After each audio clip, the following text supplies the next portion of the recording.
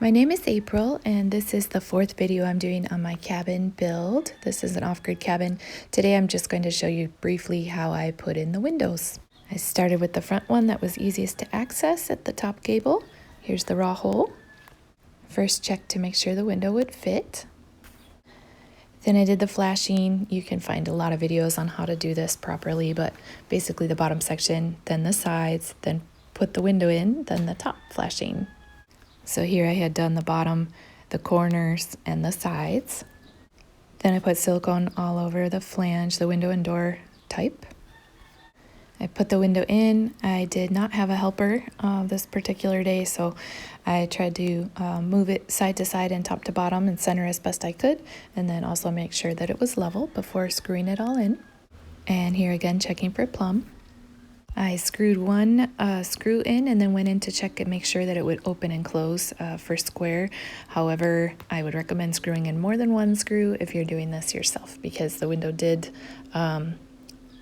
feel like it was going to fall out. Here is with the window in place and the top flashing over top of the window flange.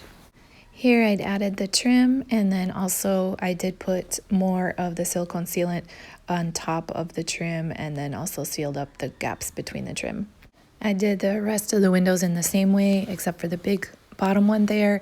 I did put a couple of wedges on the windowsill as I was putting the window in to make sure that it did have a little bit of gap, because it was a little harder to lift up and screw in at the same time.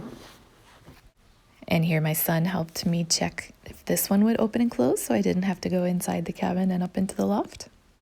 Here, one of the dormer windows and one of the gable windows in.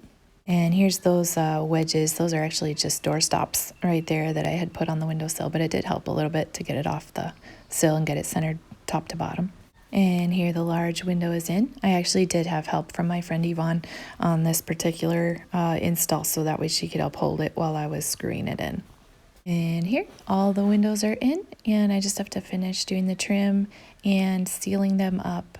But the bottom one, that larger one, is 3 foot by 3 foot, and the upper ones are 2 feet tall and 18 inches wide. They're Project Source from Lowe's. Very inexpensive, great, easy windows to use for a cabin. Thanks for watching.